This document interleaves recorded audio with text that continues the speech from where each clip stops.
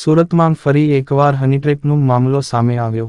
સુરતના રાંદેર રોડ પર રહેતા અને મંદિરનું કામકાજ કરતા વેપારીને 4 અજાણ્યા યુવકો અને 2 મહિલાઓએ હનીટ્રેપમાં ફસાવ્યો અને તેની પાસેથી 17 લાખ રૂપિયા પડાવી લીધા હતા।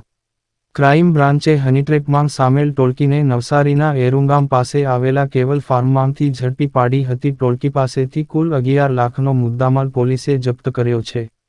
આરોપીઓ દેહવેપાર કરતી મહિલાનો ઉપયોગ કરી શહેરના નામી લોકોને ફસાવ્યા હતા। ત્યારબાદ નકલી પોલીસ બની લાખો રૂપિયા ખંખેરી લેતા હતા। ગત તારીખ 29/3/24ના રોજ જહાંગીરપુરા પોલીસ સ્ટેશનમાં એક ગુનો દાખલ કરવામાં આવે છે, જેમાં ફરિયાદી પોતે જૈન મંદિર બનાવવાનું કામ કરતો હોય એને પોતાના ફ્લેટમાં બોલાવી અને બેડરૂમમાં મંદિરનું માપ લેવાના બહાને અંદર બોલાવી જે મહિલા છે એ નગ્ન થઈ અને જે આરોપી આવેલ છે એના તોડ કરવાના બહાને જે ફરિયાદી છે અંદર ઘૂસતા 4 ઈસમો અંદર ઘૂસી જાય છે।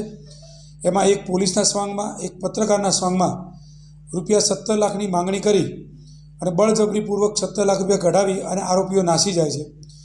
જે ગુનાની માહિતી ક્રાઇમબ્રાન્ચને મળતા ક્રાઇમબ્રાન્ચ પણ એની વોચમાં હતી, જે મુજબ નવસારીના કેવલ ફાર્મમાંથી આ 4 આરોપીઓને પકડી પાડવામાં આવેલ છે, જેમાં રમેશ, રાહુલ, માયા અને કેતન આ 4 આરોપી પકડી પાડવામાં આવેલ છે।